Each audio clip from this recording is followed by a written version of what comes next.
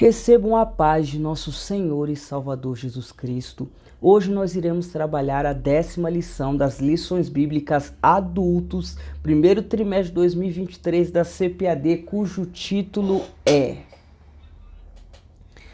O Avivamento na Vida Pessoal.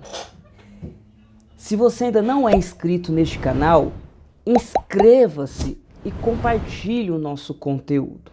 E deixe os seus comentários para que a gente possa criar aí uma interação, certo?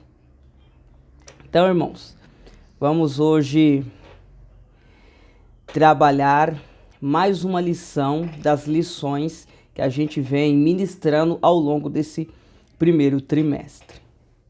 Bom, a nível de introdução, hoje nós falaremos mais do aspecto fervoroso do avivamento pessoal, do avivamento individual, tá certo, meus irmãos?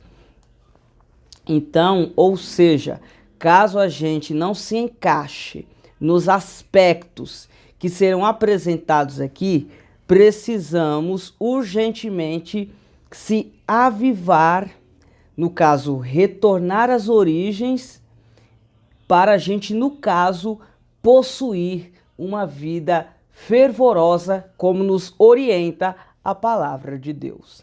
Tá certo, meus irmãos? Vamos começar aqui fazendo alguns apontamentos relacionados aos problemas que a gente está vivendo hoje para a gente poder construir o nosso raciocínio. Bom, nossa geração vive grandes e graves problemas relacionados à vida espiritual. Ou seja, no que diz respeito à adoração pública. Hoje nós estamos presenciando uma adoração pública mecânica e sem vida. Exatamente, irmãos. A adoração hoje pública está mecânica e sem vida. E qual é o motivo que leva a uma situação como essa? Qual é o motivo, né, que faz culminar nesse triste desfecho, melhor dizendo? Bom, a falta de uma vida autêntica com Deus, irmãos. Hoje nós temos uma adoração pública, mecânica e sem vida, porque as pessoas que estão adorando publicamente não possuem uma vida autêntica com Deus. Tá certo, irmãos? E Jesus Cristo trabalha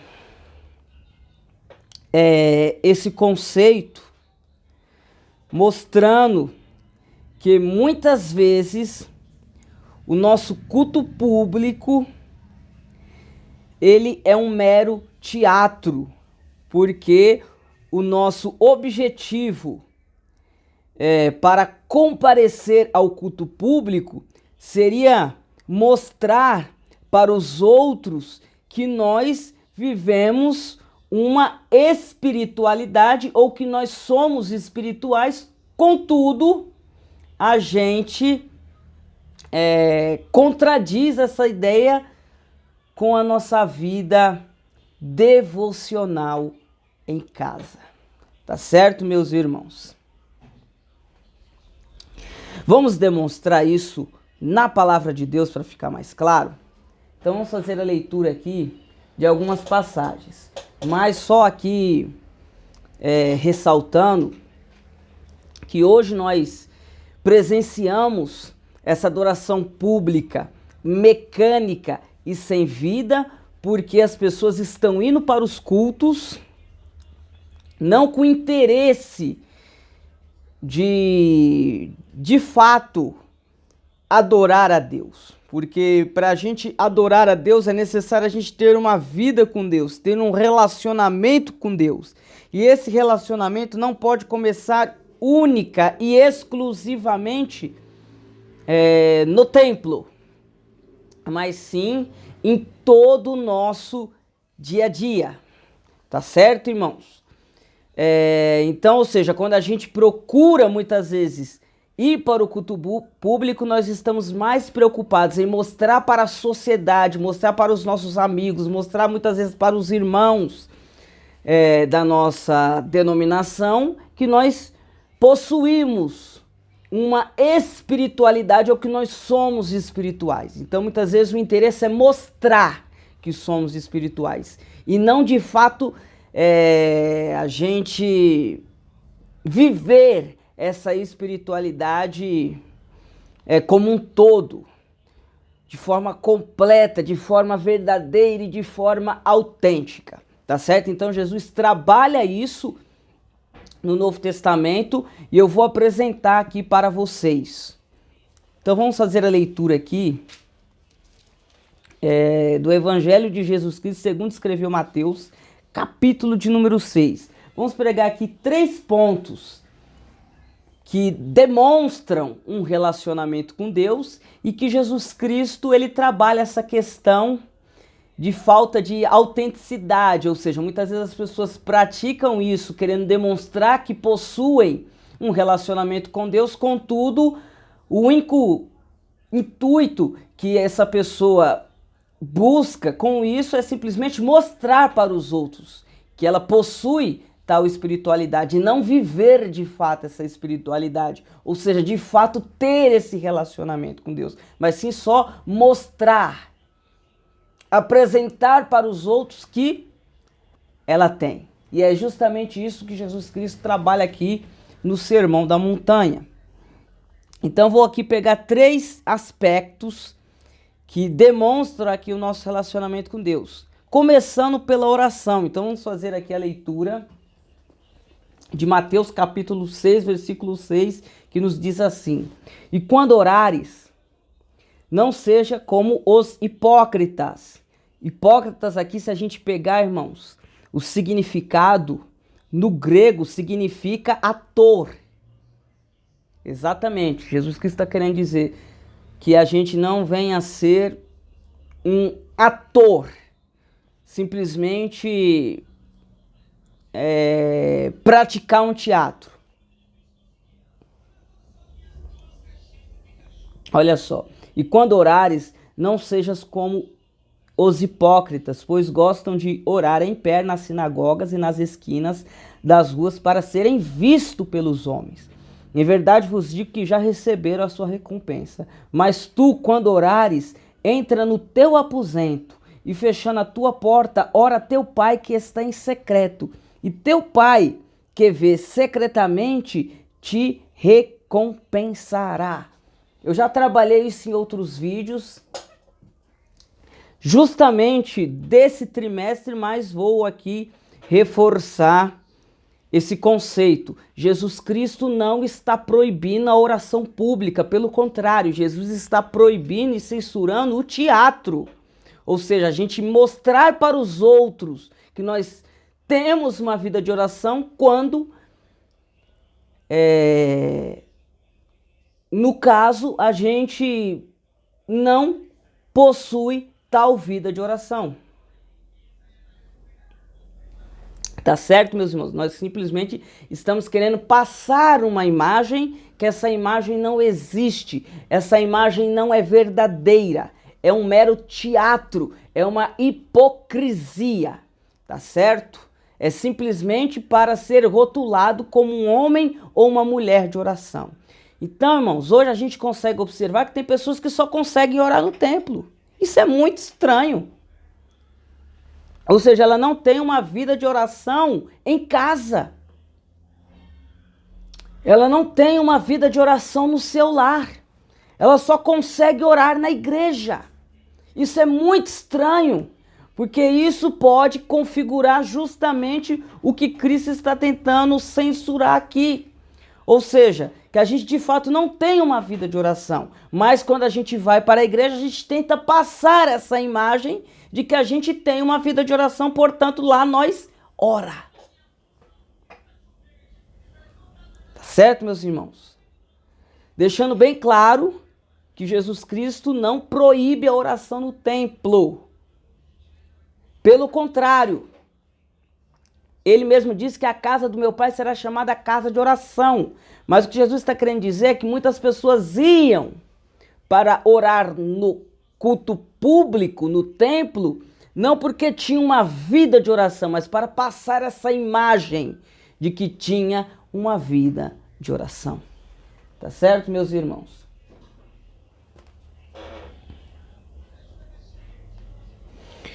Uma outra coisa aqui, um outro aspecto de um relacionamento com Deus é a questão do jejum.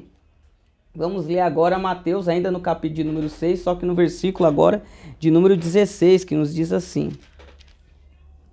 quando jejuardes, não vos mostreis contristados como os hipócritas, pois desfiguram o rosto para parecer aos homens que jejuam. Em verdade vos digo que já receberam a sua recompensa. Tu, porém, quando jejuares, unja a cabeça e lava o rosto, para não pareceres aos homens que jejuam, mas a teu pai que está em secreto, e teu pai que vê em secreto te recompensará.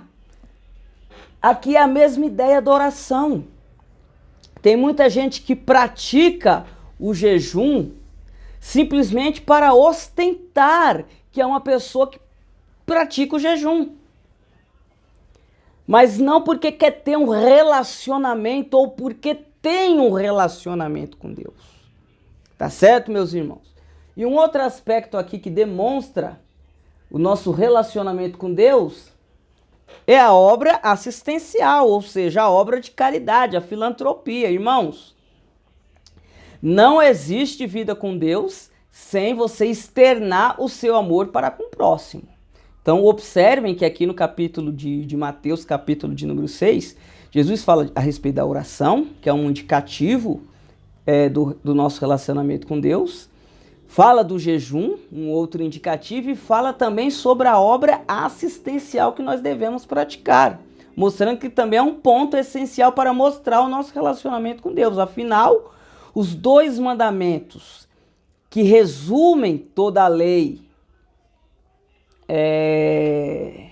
da Torá, os 5 primeiros livros da Bíblia, é justamente amar a Deus sobre todas as coisas e o próximo como a ti mesmo.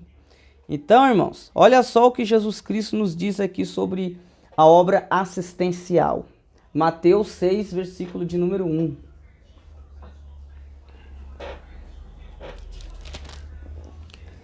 Guardai-vos de praticar vossos atos de justiça diante dos homens, para serdes vistos por eles. Se o fizerdes, não tereis galardão junto de vosso Pai que estás nos céus.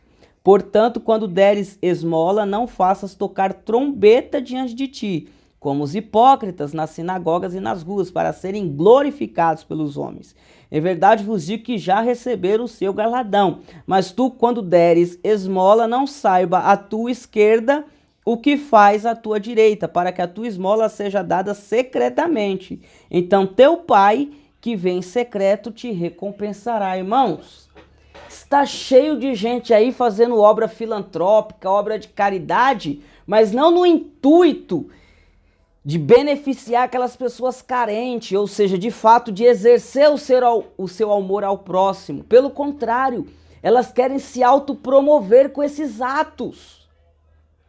Elas querem que as pessoas olhem para elas e falem: meu Deus, como fulano é uma pessoa caridosa, uma pessoa amorosa, uma pessoa filantrópica. Então, ou seja, ela não tem de fato um relacionamento com Deus a tal ponto de amar o seu próximo como a si mesmo, porque só pode amar o próximo como a si mesmo quem de fato tem um relacionamento com Deus. Caso contrário, não tem como amar o próximo. Então, é isso que Jesus Cristo está querendo dizer. Que tem muita gente que pratica filantropia não por amor ao próximo, não por ter um relacionamento de fato para com Deus e está movido de compaixão pela necessidade daquelas pessoas. Não, pelo contrário, ele está fazendo por amor próprio, porque ele quer se promover. Ele quer fazer nome em cima desse ato. Tá certo, irmãos? Então, aqui Jesus Cristo, ele demonstra que o motivo que está por detrás de uma adoração pública, mecânica e sem vida é justamente a falta de uma vida autêntica com Deus. Ou seja, o que está acontecendo ali é um mero teatro. E não é diferente hoje nas nossas igrejas, nas nossas denominações. Ou seja, a gente olha, a gente contempla ao nosso redor e a gente consegue observar que as pessoas estão adorando a Deus de forma mecânica e sem vida, pelo único e exclusivo motivo de não possuírem de forma autêntica uma vida com Deus. É justamente isso que Jesus Cristo está falando. Estão orando, estão jejuando, estão praticando obra de caridade, mas para serem vistos, para serem denominados de espirituais, de homens ou mulheres de Deus, mas não fazem porque de fato tem uma comunhão ou um relacionamento com Deus. Por fim, irmãos, uma frase que sintetiza tudo isso que nós falamos aqui nesse primeiro bloco é: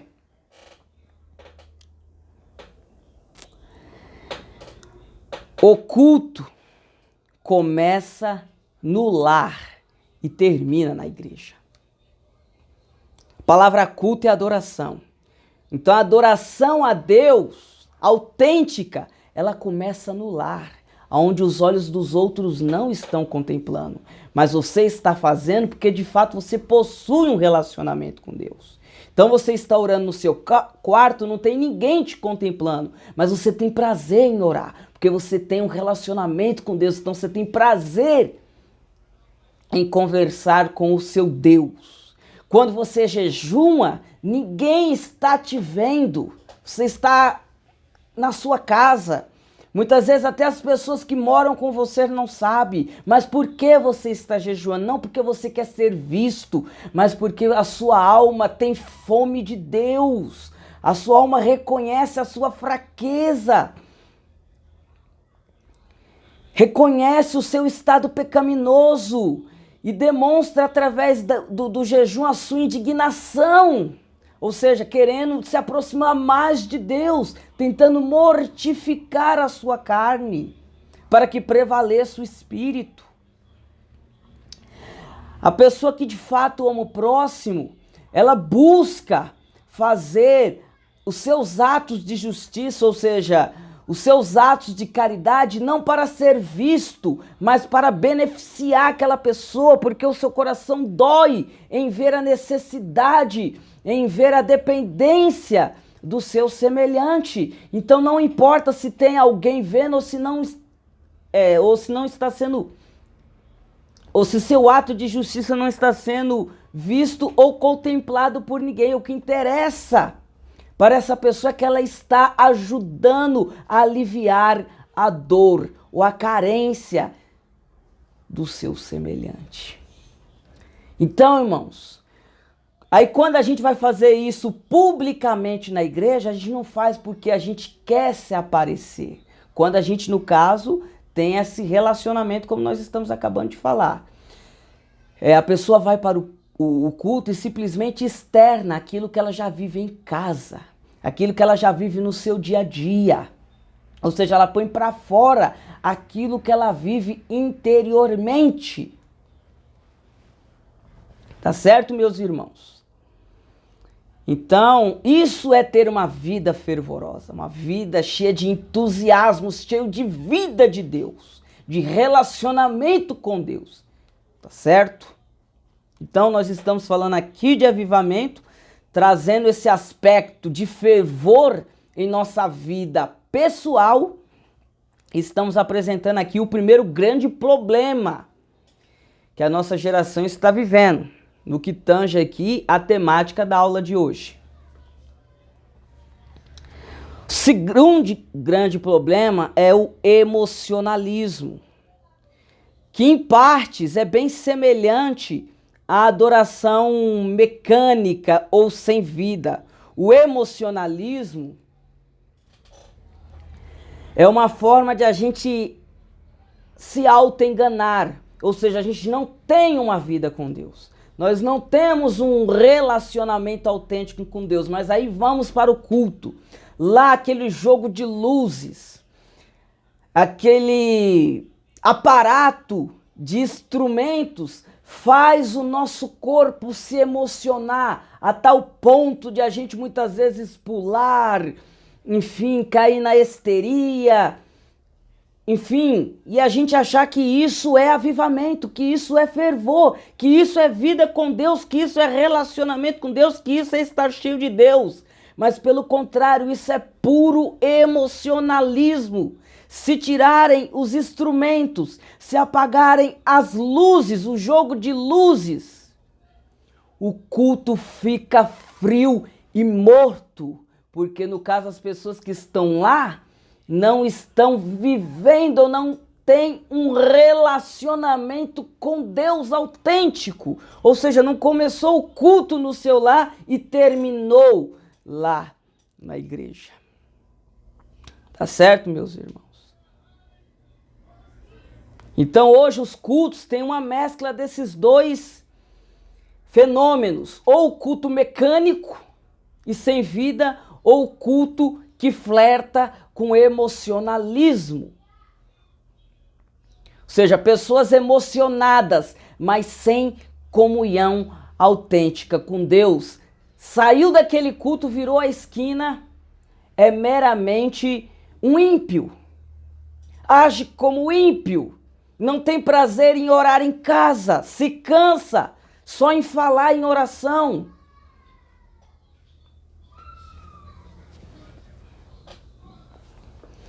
Irmãos, é triste o cenário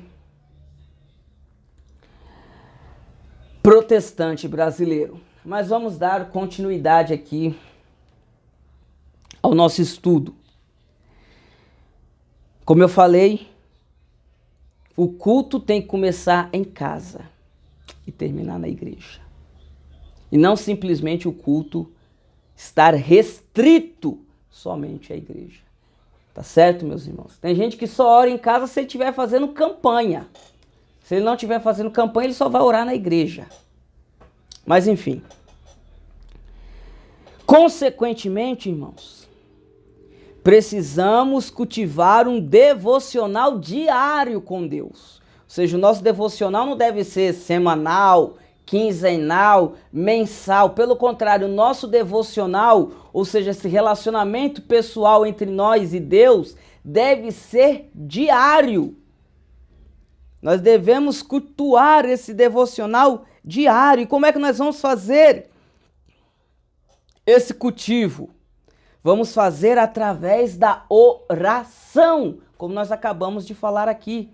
Vamos ver quantas vezes Davi orava ao Senhor.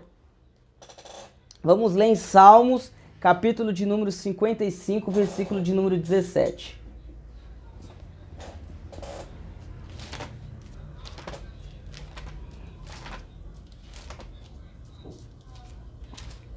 Olha só o que nos diz a palavra de Deus. De tarde, de manhã e ao meio-dia oro e clamo, e ele ouve a minha voz. Olha só, Davi orava de tarde, de manhã e ao meio-dia, ou seja, 3 vezes.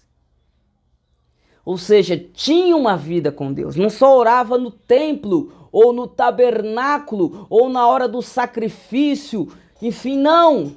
Ele orava 3 vezes ao dia, mostrando essa comunhão com Deus.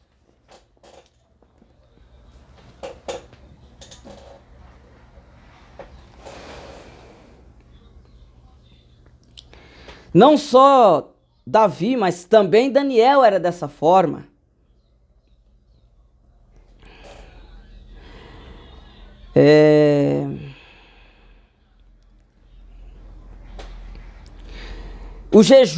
O os discípulos de João Batista, observem, eu estou falando aqui dos discípulos de João Batista, daqueles que se arrependeram dos seus pecados. Eles tinham uma vida de jejum. Isso nos diz a palavra de Deus lá em Marcos, capítulo de número 2, versículo de número 18. Ou seja, os discípulos de João, aqueles que aceitaram a mensagem do batismo de arrependimento dos pecados, cultivava uma vida de jejum, ou seja, de relacionamento com Deus. A leitura da Bíblia, ou seja, Davi meditava na lei de Deus, de dia e de noite. Tá certo, meus irmãos? De dia e de noite, ou seja, periodicamente Davi fazia a leitura sistemática da palavra de Deus. Tem irmãos que não leem a Bíblia, só leem na igreja. Olha só, irmãos. É esse o relacionamento que nós temos com Deus? Ou seja, nós não fazemos a leitura da sua revelação especial, porque a palavra de Deus é a revelação especial de Deus para nós. Tem pessoas aí que já leu diversos livros, mas nunca leu a Bíblia completa, irmãos. Deus nos dá uma vida aí em torno de 80 anos, ou seja, que é a expectativa de vida brasileira.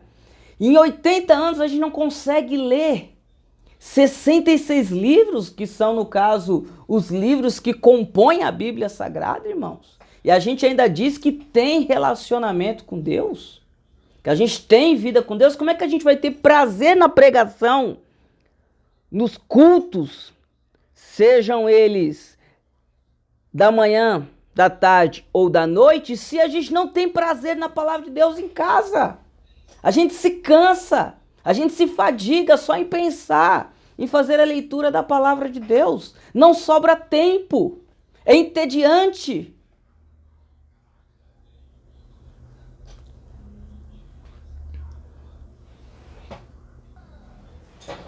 Dessa forma, irmãos, não tem como a gente chegar na igreja e ter prazer com a palavra de Deus, se a gente não tem prazer na palavra de Deus em casa. Não tem como a gente chegar na igreja e ter prazer na oração se a gente não tem prazer na oração em casa.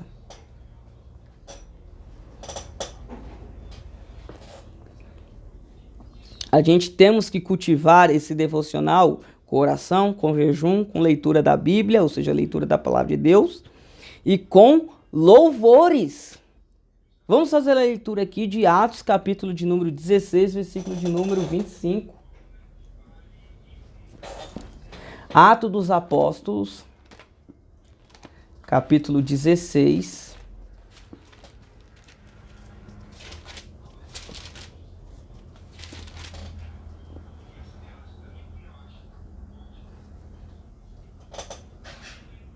Versículo de número 25, que nos diz assim: perto da meia-noite, Paulo e Silas oravam e cantavam hinos a Deus, e os outros presos os escutavam. Irmãos, aonde Paulo e Silas estavam orando e cantando, não era no templo, não era na sinagoga, não era num culto na praça, era na prisão. Ou seja, mostrando que eles tinham um relacionamento com Deus, que eles não só cantavam na igreja, porque eles queriam mostrar que eles eram grandes adoradores de Deus. Pelo contrário, eles cantavam na igreja porque eles cantavam já em casa, cantavam na prisão, cantavam, enfim, em qualquer ocasião. Eles tinham um relacionamento autêntico com Deus. Tem pessoas que não conseguem louvar a Deus em casa, só conseguem louvar a Deus na igreja. Isso é muito estranho. Afinal, a pessoa diz que está louvando a Deus, mas parece que ela só consegue louvar a Deus na igreja, ou seja, no culto público, para ser vista.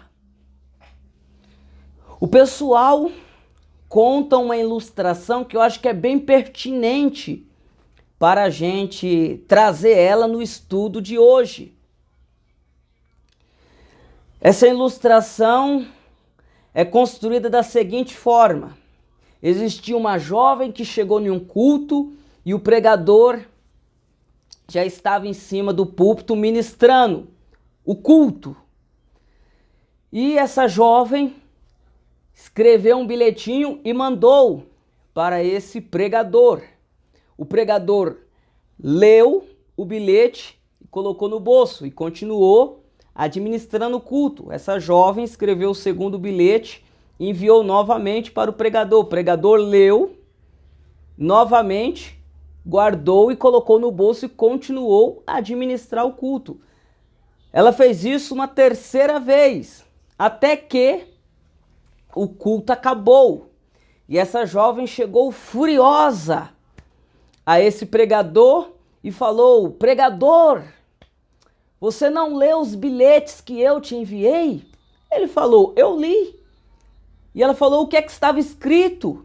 Que você estava pedindo uma oportunidade para louvar a Deus. E ela falou: e por que o Senhor não me deu? Ele falou: não, mas pode louvar agora. Ela falou: ah, mas agora não tem mais ninguém, o pessoal já foi embora. Aí ele falou: então você queria louvar a Deus ou queria ser vista louvando a Deus? Porque se for para louvar a Deus, pode começar. Então, ou seja, irmãos, essa ilustração, ela retrata muito bem o que nós estamos vivendo. Tá certo? As pessoas não conseguem, só conseguem cantar na igreja ou em grupo de louvor, não conseguem cantar a Deus em casa, porque a sua alma não tem prazer em louvar a Deus em casa. Ela quer louvar no culto público, para as pessoas verem como ela canta bem, como ela tem um belo timbre de voz.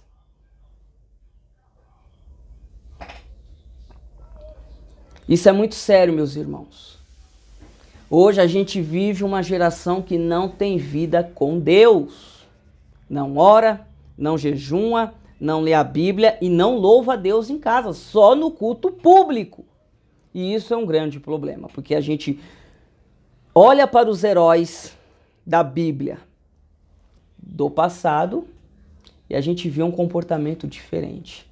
Eram homens e mulheres que oravam em qualquer ocasião. Ou seja, o culto começava em casa e terminava na igreja.